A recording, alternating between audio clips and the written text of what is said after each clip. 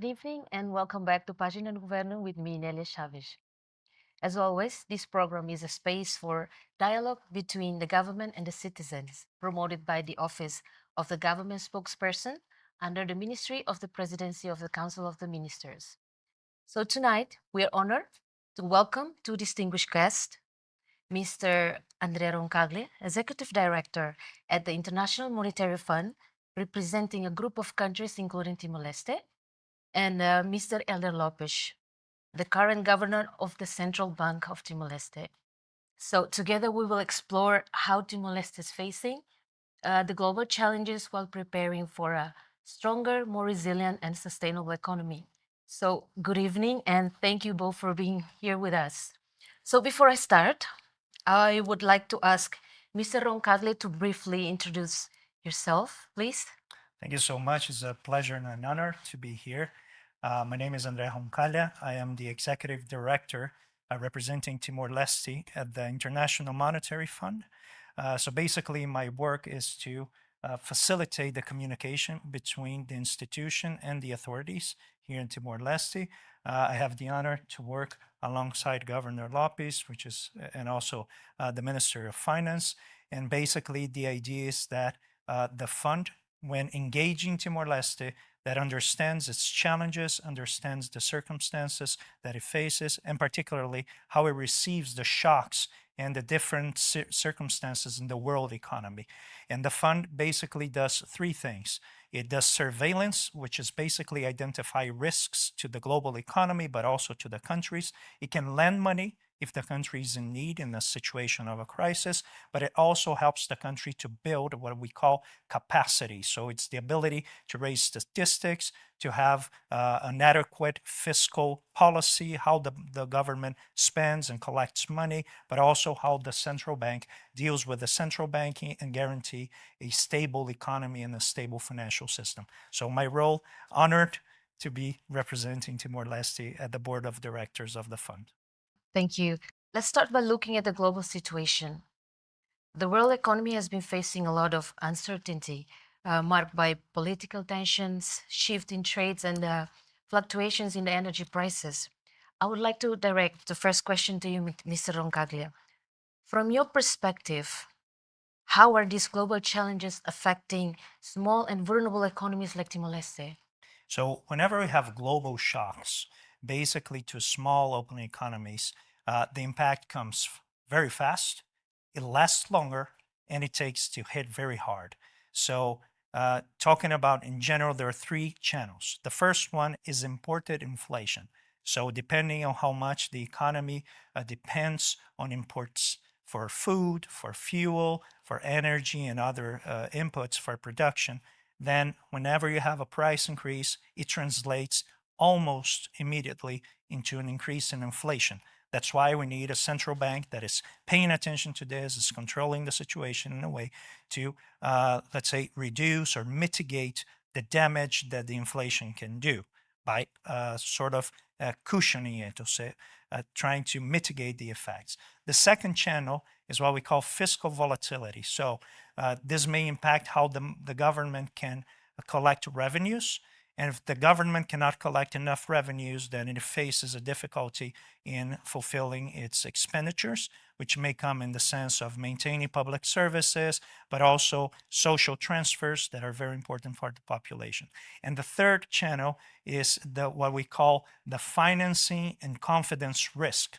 So investors world around may look to small open economies and say they're more fragile, so I may not put my money there now. And this creates a problem of money coming in or eventually even money coming out of the country, which can make the situation a little shaky, to say the least. So these are the three main channels that affect small open economies. These challenges, which one tend to have longer lasting effects and which can be managed more quickly? Well, it will depend on the structure of the economy. So if the economy is very dependent on import of food, import of fuels, then this tends to be the most sensitive part of the shock. And what the economy can do is what we call build buffers, which can come in the form of stocks of food or fuel, but also in the form of eventually creating the basis for what we call creating more productive space. So people are producing more food inside the country, trying to get different sources of energy. So instead of relying only on fossil fuels, you can have solar energy, you can have wind energy, you can have different sources of energy. But basically, usually for small open economies, these are the two main channels. Mr. Governor, from a domestic policy perspective, which of these challenges is currently the most critical for Timor-Leste? Trade, energy, or finance? Okay, I think first of all, we are very fortunate to have Director André here for sharing his perspective on how these global shocks affect to the global economy and particularly to Timor-Leste, which is one of his constituency members.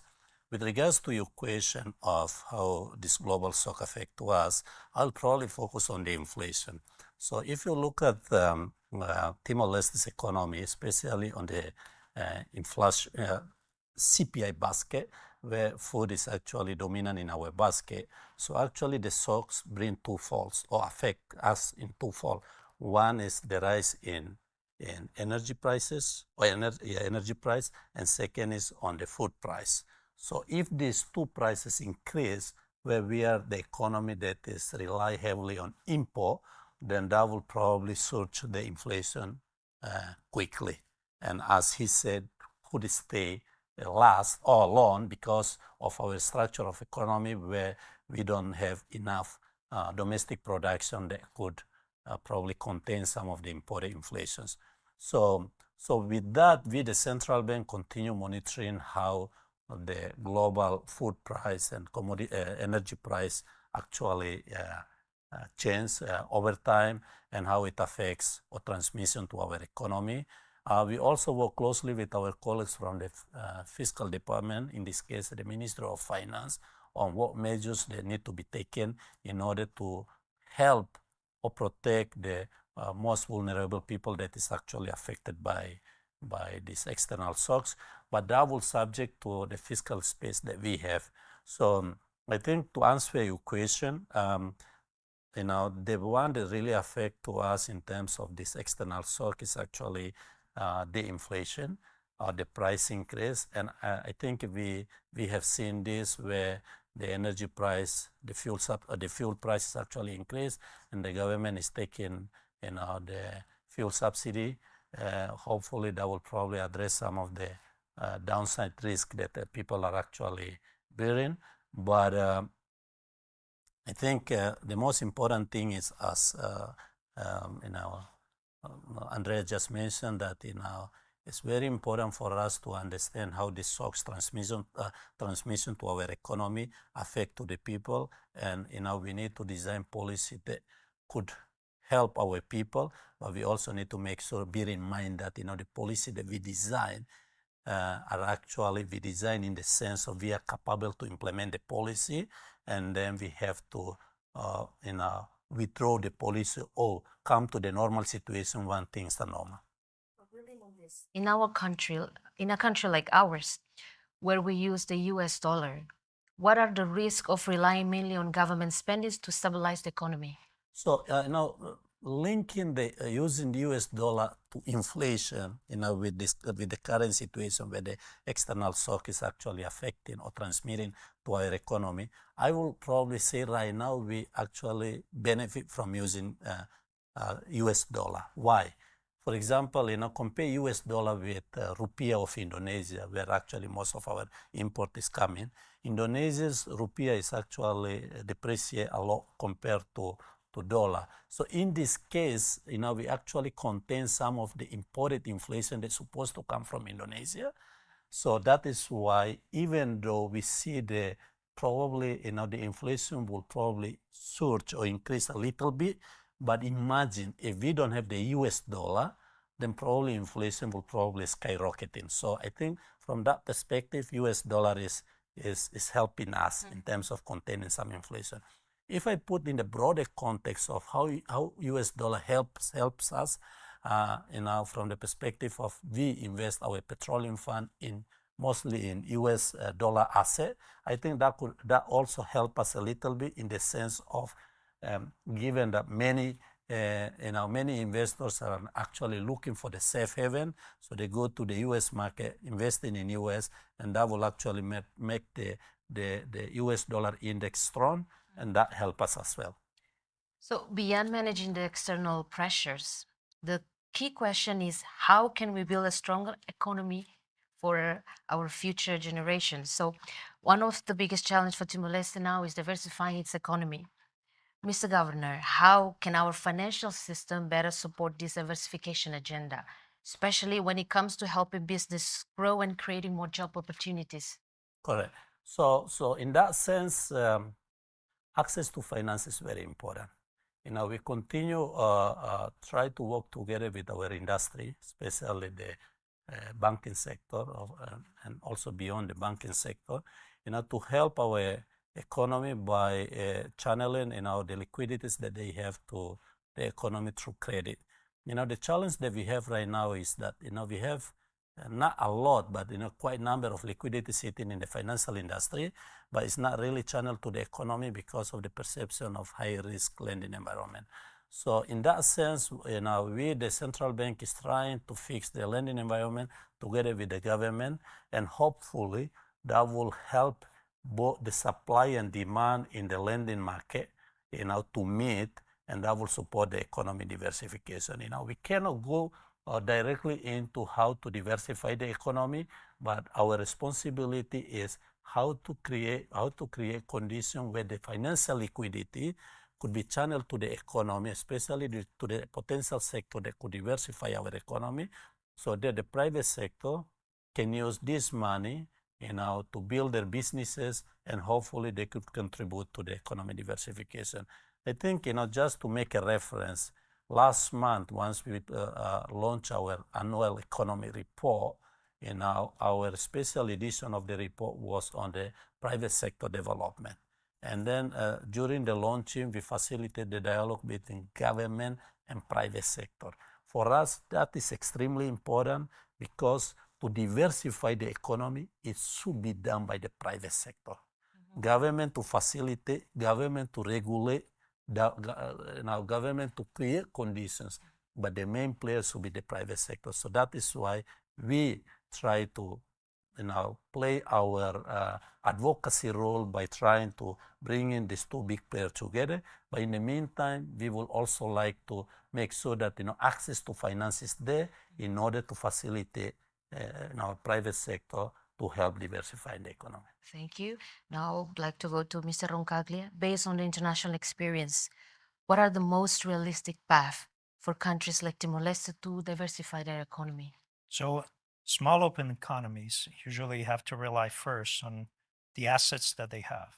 So in the case of Timor, you have a very young population, so we call it a demographic dividend. So most of the population is very young. So this creates a long path in which you have a very available working force. So this creates the opportunity to create jobs, to give opportunities to the people, invest a lot in education, healthcare, because this is all important to maintain a healthy labor force. Now, having a population goes just so far. The second part is you need to build what we call entrepreneurial capital. So entrepreneurs, the private sector, has to take its share of the responsibility of building a resilient economy, which in the case of Timor is a non-oil part of the economy. So rely on oil is very important, can give you a basis where to have a certain source of income, but you need to build the non-oil economy. And I think Timor is doing large strides in that regard, but the private sector is very important, as the governor just mentioned. So creating incentives for entrepreneurs is very important, and also to have them with a clear vision of where they want to take the different sectors. Now, that said, the third part is to target specific sectors that can unlock the productivity that's already here in the country. So the first one that I see is very direct is the agro-processing, agriculture, and agriculture-related activities. So basically, you already have this capital. You need to, of course, create a sector facilitate infrastructure, transportation, the ease of commerce, so create markets, which are very important. The second one, which for me is a low-hanging fruit as well for Timor, is the biodiversity that you have here. So coming from a country as well that have a huge biodiversity, the sector of tourism that can connect with the area of ecology, so ecotourism as they call, can bring a lot of opportunities, is very labor intensive. So you need a lot of people to work on this. And usually you can attract a lot of people from other places. So this gives also a source of income to the country. The third one is very important, is digital services. So everything connected to digitalization is very important, and it can create very fast response for the economy. So this is also something that I think Timor has a great opportunity to advance on. And finally, digital public services. So everything related to the public services is also a very rich source of opportunities for employment.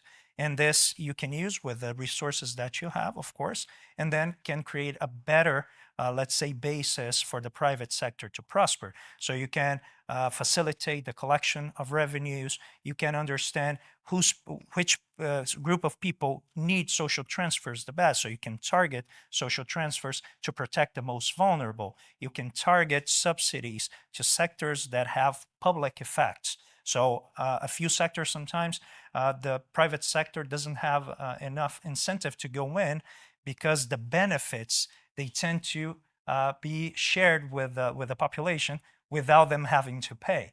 So for instance, if you have a public park, so the public park, everybody enjoys the park, but who is paying for that? So whenever you have a public good, it is important that the government steps in, provides some subsidies so that service can be provided, but of course, incentivizing the private sector.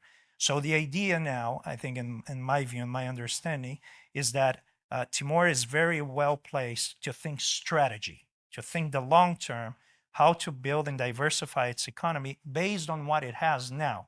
Once it begins to move forward, then other opportunities will open, other challenges will appear. But at this moment, I would go based on the studies of the fund. These seems to be 4 sectors that can unlock the productivity of the country. Another key issue closely linked to our economy is how we manage our petroleum resources. As we all know, the petroleum fund is a central pillar of Timor-Leste economy, but it also raises important questions about sustainability and fairness for the future generations. So, Mr. Roncaglia, still with you, what role should funds like this play in balancing today's needs with the responsibility to future generations? So let me start by saying that Timor-Leste is an example of what to do with this bounty that came to the country. So many other countries, and I'm a developmentalist economist, so I try to understand how economies can unlock their productive capacity so they can, what we call, raise their living standards. So how can they improve the productivity and make jobs more available, better jobs with better pay? And in the history of countries that find large oil reserves, the usual history is they get the money, you spend it all, and then they're left with nothing. So I think Timor did something very important, which is create the sovereign wealth fund, which is very important and can cushion a situation in which the country needs resources when they're not available. But also, as you mentioned, you have to think about the future generations because this asset is, of course, theirs as well. So the Timorese people that have not been born yet, they need to benefit from this. So the petroleum fund is very important to give the country an asset. What is an asset? Is a source of income. So when you have this, is what we call wealth. If you spend wealth, the capacity of this to generate income lowers. So the petroleum fund is important to generate wealth, which is now in the form of financial assets, so it can give the country a source of income. Now, the problem with having this wealth is that it can make the country, let's say, more comfortable instead of searching for new activities, searching for new opportunities. And I think this is where the importance of the fiscal framework comes. So if you identify how you can tax the citizens in a fair and a very, let's say, well-distributed way. So the most vulnerable pay less and the richer pay a little more. You can balance the budget without having to reach too much into the petroleum fund. Now, one thing is theory, another thing is reality. So whenever a country is, of course, trying to live itself from a situation of a low income and trying to reach higher levels of income so everybody can have more, the way you use the fund is very important. So let me bring a little bit of an international experience. We can go to Norway, which then found its oil reserves, built the biggest sovereign wealth fund in the world. Today it's probably around $1.8 trillion. What they do is they invest largely in companies, they invest a lot in different opportunities, innovation, and they have a very important role in the country. So having this framework in which the fund can identify sectors and apply their capital in a way to boost productivity and to bring new sectors, this is the ideal. Now, to do that, of course, you have to have a fiscal framework that is in place, that is working adequately, and you're not using the resources in a way that is not productive. And this is the challenge for every country. Every country that has a petroleum fund faces this. Now, to close this answer, let me state that there's a lot of opportunity in holding this asset, but let me say, it's not the only asset that Timor has, because Timor has a large standing forest, which covers more than 60% of the territory, which means that it has something to offer the world, which is clean air. And this is something that the world is starting to wake up to, which is to pay countries that have standing forests to help out in providing this public global good, which is the standing forest. So these two assets, I think, are very important, and they speak to the same issue, because the forests also provide a better welfare society for the next generations. So where our kids, our grandkids will live, they need to have clean air, they need to have good living conditions. So I think I would go in this direction in reflecting upon this. So I would like to direct the next question to you, Mr. Governor. How does the petroleum fund influence our economy in particular terms, especially when it comes to maintaining stability and managing liquidity? I think Andrea already explained everything, but I just want to complement by stating two very important things. So the petroleum fund is the lifeline of all Timorese. Second is the petroleum fund is very important for the macroeconomic stability of the country. Why? Because petroleum fund finance annual government budget over 80%. So every year, 80% of the financing is coming from the petroleum fund. So that and with the economy where the public expenditure is still very dominant, so actually the petroleum fund is playing very important role in this context. And the petroleum fund is the biggest component in ensuring our macroeconomic stability, because, for example, right now where we have the external shock, with this petroleum fund, they provide enough buffer to our government, to our country. So actually, for example, government decide to do the intervention of fuel subsidy.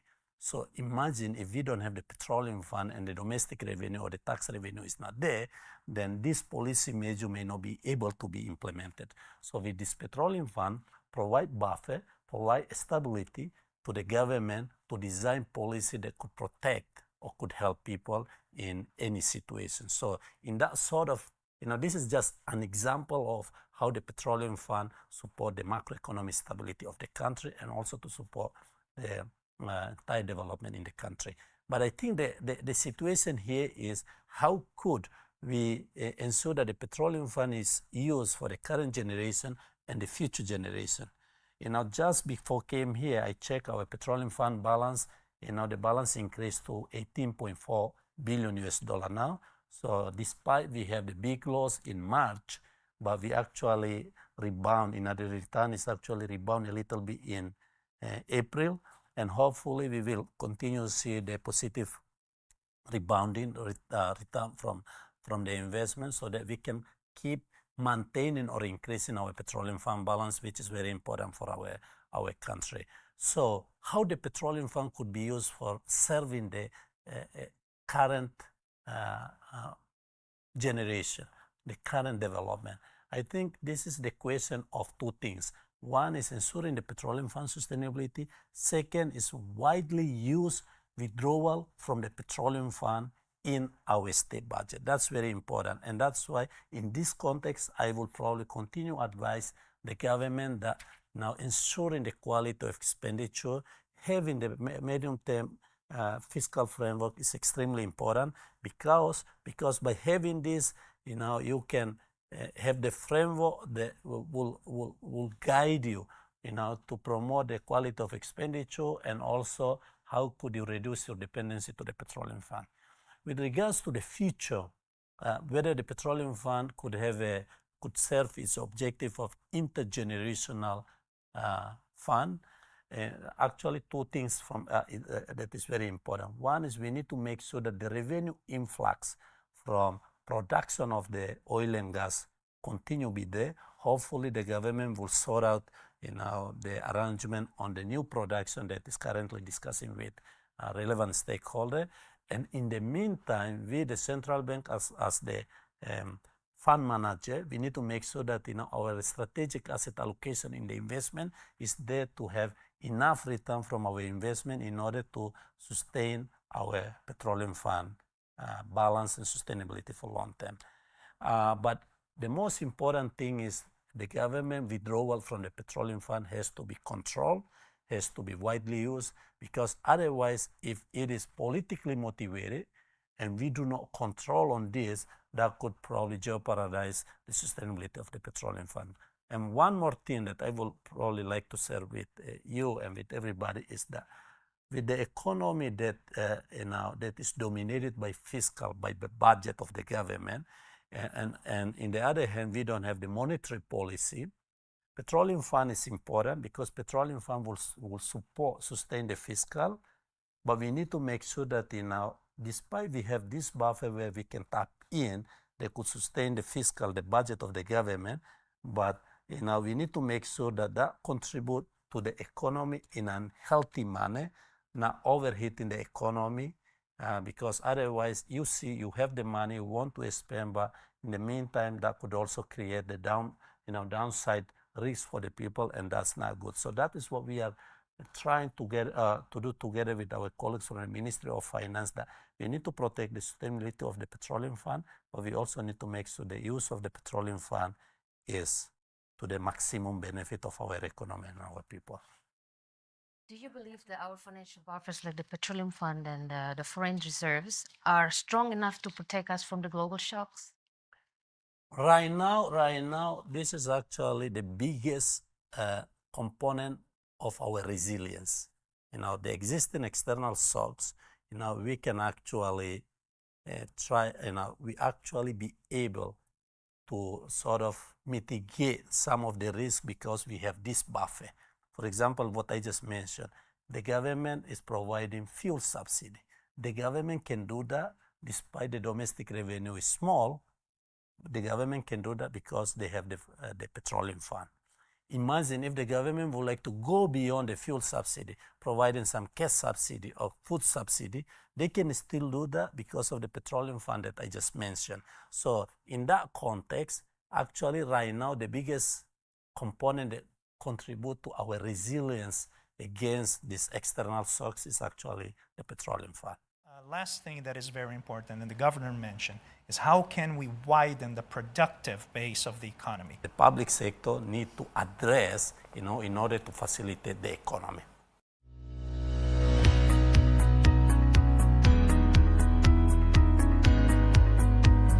Página do Governo, nessa iniciativa onde surge o Gabinete de Porta-Voz do Governo, também uma tutela vai ao Ministério da Presidência do Conselho de Ministros. Deu-se entrevista com o membro do Governo Sira. Programa ainda nem faz informação clara com a nova prioridade, política pública no resultado e áreas importantes sira nessa saúde, educação, agricultura, economia, turismo e emprego. O objetivo principal desse programa ainda é que promove transparência, comunicação eficaz, aproximação entre o Governo e o povo de Timor-Leste, onde reforça a confiança na participação cidadã cidadania e desenvolvimento internacional.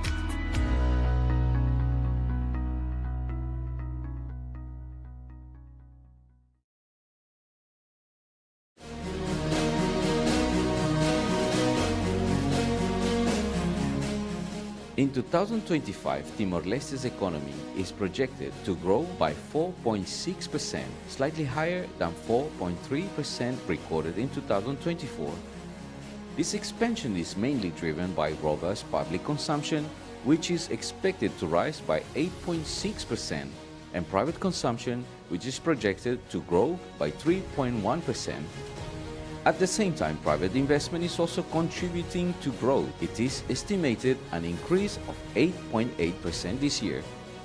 However, limited domestic productive capacity means the country continues to rely heavily on imports of goods and services, which is projected to rise by 4.7%. This dependence on imports partly offsets the positive effects of growth in 2025.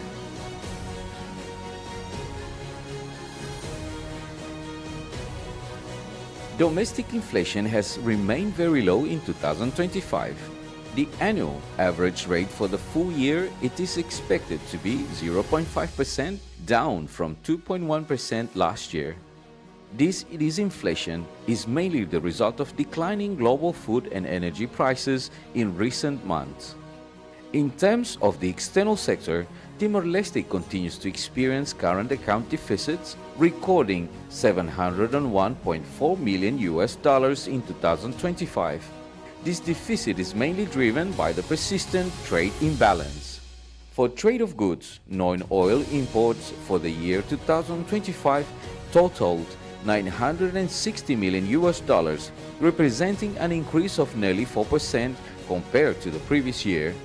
When assessing imports by commodity, the 5 most imported items were: fuel tops the list at value of $207.8 million, with most of it coming from Taiwan. Vehicles are next at $115 million, largely from Indonesia. Then comes cereals at $66.3 million, mostly rice from India. Machinery amounted $63.6 million, primarily sourced from China. And finally, electrical equipment amounts $51.1 million, also from China. What about exports of goods? The non-oil exports amounted to only $41 million, consisting mainly of coffee at $35.8 million, while other agricultural products remain limited, with exports remaining far below imports. This has resulted in a large trade imbalance and significant economic leakage. Regarding remittances, until December 2025, inward worker remittances amounted to $182 million, down 14% compared to last year. Outward remittances reaches $109 million, an increase from the same period in 2024. Of the inward remittances, around 42% came from the UK, followed by Australia with 24% and South Korea with 20%. Moving to the public sector, domestic revenue reached $313.7 million in 2025, up 19.7% from last year, mainly driven by higher tax collections with an increase of 29%. However, compared to expenditures, the total government 2025 budget amounted to $2.62 billion, of which 69% or $1.82 billion was executed in 2025. A significant fiscal deficit emerged as a direct consequence of elevated government expenditures. This shortfall was financed by $1.45 billion withdrawal from the Petroleum Fund, higher than what's known as the estimated sustainable income.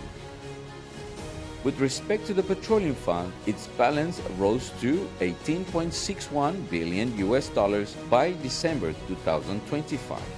This increase was driven mainly by strong investment returns of 1.77 million US dollars, equivalent to an annual rate of 9.92% in 2025, while oil revenues contributed only 36.12 million US dollars. Turning to financial sector, by December 2025, total deposits has risen to 1.91 billion US dollars, and credit to the economy continued to rise, reaching 724.4 million US dollars, resulting in a credit to GDP ratio of only 36.5%. However, lending rates stay high, with the average banking rate at 10.4% and the microfinance rate at around 29.8%.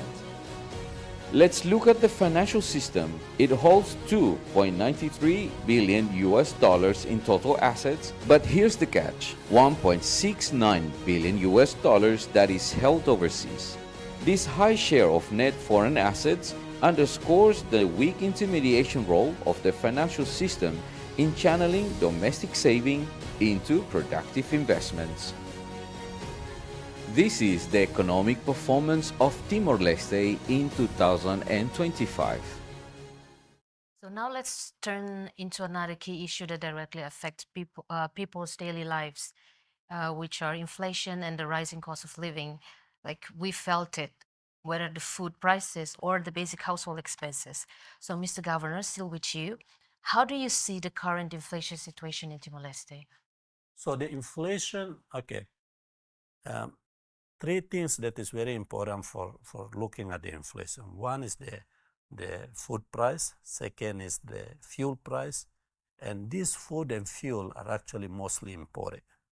And the third one is the dollar, how the dollar appreciate or is strong against the currency of our main trading partners, or depreciate or weak against the currency of our main trading partners. So we have to monitor this.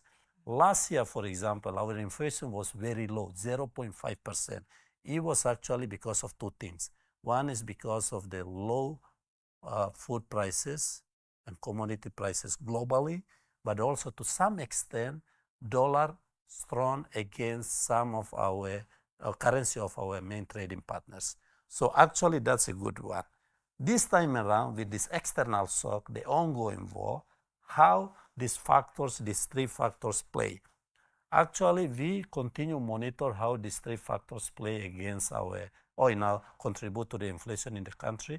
But I think in the beginning of the year with the central bank, given the history of our inflation, we set our inflation target to 2% for 2026. The government set for 4%. So we continue to monitor how the shocks actually transmit to our economy and how it affects to the inflation. But the most important thing, which is for the medium to long term, we have to, because these two, especially commodity price, fuel price, actually external, depend on the import. I think we need to probably increase our productive capacity domestically so that we can probably try to match between the domestic demand and domestic supply, so that if we face external shocks, then at least we can mitigate some of these shocks by having the domestic production that could contain some of the imported inflations. So what I would like to say is that, well, we continue to monitor the shocks impact to our inflation. Right now, central bank role is, we say wait and watch. But in the meantime, also coordinate with fiscal authority to make sure that if there are any necessary measures that we need to take, we take it. So, Mr. Roncaglia, based on your international experience, could you please share with us your perspective? What policies work best to manage rising prices, especially for food and fuel in small economies like ours? So let me just add something that the governor said I think is very important.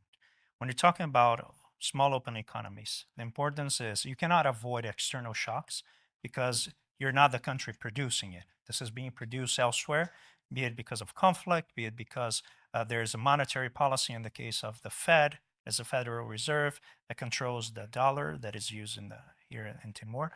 But what you can do is avoid that these external shocks become social instability. And I think what the governor mentioned is exactly that. So every single instrument that the government can deploy to mitigate the effects, to cushion the effects on the population, they should do it. The problem, and I think the main challenge, is how to identify for how long you can do it and how wide you provide this instrument.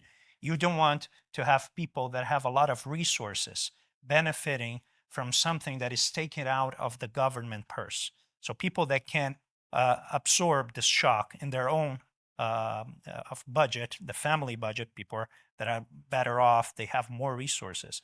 Then these people, they have to weather this by themselves because they can. Now, the most vulnerable part of the population, they don't have anywhere to go. So they need the support of the government, and that's why the government has to tackle. And this brings me back to the issue of the fiscal. Now, the fiscal has to take care of things that are happening now, but it also has to take care of things that will happen in the future. And that's why we call economics the sad science, right? Because you always have to make very difficult choices, sad choices, in which you cannot attend to your wishes at the moment, because you're buying time, you're getting something in the future, be it for you and yourself in the future or the coming generations. So all that said, the first thing that is very important is that the fiscal framework be in place. It can help out the most vulnerable, but also sustain the economy in the sectors that are most important. Because when you have a shock, the tendency is for prices to rise and employment to fall, because activity tends to become less certain. So investment drops, and that's where the government can come in and help the economy to at least sustain a little bit of this activity. Now, what we don't want is that in this process that the money is wasted. What is wasted money? Either money that goes out of the country and never comes back, or money that does not create more opportunity, that does not circulate in the economy and creates jobs, creates more income, that makes entrepreneurs more confident about the future, so they employ more people, they keep producing more. Now, one last thing that is very important, and the governor mentioned, is how can we widen the productive base of the economy? The number of products that we produce inside the economy, how we deploy the natural resources of the country, and how we use the labor force that we have. So that's why in the midst of this shock, you need to have a strategy where to go, because the shock will hit you, but it's the framework that will let you know, how can I spend this money wisely now? Because the temptation will be there. The temptation will say, give money to everybody. Give money to everybody. Don't control this. But this is a trap, because once you go on that road, it's very hard to come back, because people say, hey, I continue to need it. I need more. And say, yes, but we need to go back to that path. So the framework, the fiscal framework in a dollarized economy is perhaps the key instrument that the government had. That's why the connection to the petroleum fund is very important, because you don't want to lose all this money in a situation in which you can control the money and make it come back to you through the economy, by creating new jobs, by creating new activities. So finally, regulation is very important, be it through the financial system, to make the financial system what we call deeper. So think about a cup. The deeper it is, the more liquid it can hold. So this is more resources that families, that companies are putting in the system, saying, I don't need this money now. You can apply this money to open a store. You can apply this money to open a factory. And then in 5 years, I want this money back. But you have 5 years to use this money to create different opportunities. This is how deep the financial system is. But you need to regulate this, because the financial system does not necessarily know if a good opportunity is there, if it's going to work out or not. And that's where the central bank comes in and say, look, you have to have very clear rules of who you lend the money to, so this money creates opportunities, creates jobs, and makes the economy prosper. So going back and summing up, the fiscal buffer, financial regulation, and overall just the control of how you use the petroleum fund money. Thank you. So there's certainly much more to discuss, but we're nearing the end of our interview. So before we close, I would like to ask you both one final question. What are the most important steps that Timor-Leste should take to build a stronger, more resilient, and more diversified economy? So let's begin first with Mr. Roncaglia. The floor is yours. So she led the very difficult one first for me. So I think first one, the accession to the ASEAN, it's going to open a lot of opportunities. It's going to bring a lot of demand for investment here. I think this is very important because also being part of this concertation of countries will bring a lot of investment, but also an understanding of where the economy of Timor will fit itself in the wide context of countries. So this is very important. And I don't want to reduce the importance of this because I think it would open exactly a lot of opportunities. Now, where you go from here is very important. So I think one thing is very important is that for the key and essential sectors of the country, that you keep the control of these decisions inside the country. So something that my economy, Brazil, has already faced is what we call denationalization. So the control of the decisions happen in other countries. So you don't have, for instance, if you're taking care of the production of foods, stuffs, the decision is taking place elsewhere. So if you need food to be produced there, it might not be the interest of the company that is in another country. So you need to have that control inside. Now, it's not up to me to tell the authorities which are the key sectors, but the key sectors, in my view, should maintain a domestic control exactly because they're vital. So whenever a shock hits, the country needs to have the production system in place to help out the population. So food security is absolutely important, and this is something that builds resilience. So not to have your availability of food widely dependent of the shocks that happen elsewhere. This is something that needs to be constructed, okay? No country built this overnight. And again, I come from a country that is a huge producer of animal protein, of cereal, and we still have challenges in this regard. The second one is energy. So try to find diversification of energy sources so you can distribute the demand for energy depending on where the shock comes from. And energy is very important for the entire economy to function. And finally, to maintain what is your main asset in this regard, and again, I'll go back to the petroleum fund and your biodiversity. I cannot stress enough, we're entering a world in which biodiversity will be a very scarce good and asset. So the countries that have it, the countries that preserve it, will be paid for it. Not now, we're still building this, but eventually countries will be paid for having standing forests. This is the future I see. And these three issues that I brought will help build a more resilient economy. Now, a fully resilient economy, to this date, we have not known yet. So it's something that I think the next chapters will bring the challenge to many nations facing this issue. Thank you, Mr. Roncaglia. Let us now turn to the governors to share his perspective. Very important question, but I will approach this by a formula of 2-3-1. So two challenges. We have to tackle or address these two key challenges, the fiscal balance and trade balance. We still have the problem of high fiscal deficit and high trade deficit. So we need to make sure that we come with, as Mr. Andrea just said, that we have to have the fiscal framework, the aim for addressing the fiscal deficit in the future, and also we need to increase the productivity domestically to reduce the trade deficit. So the two challenges, the high fiscal deficit, high trade deficit, has to be addressed. I even say this is actually the two biggest disease that we have in our economy. We have to address this. And the three things, I call it the facilitation, three facilitations that we, the public sector, need to address, in order to facilitate the economy. So the first facilitation is invest in human capital. I think in the beginning we discussed about we have the demographic dividend, a lot of young people, which actually presents opportunities and also challenges, but looking at from the perspective of the opportunities, we have to continue to invest in these people, because this is actually the people that can contribute the productivity of the economy.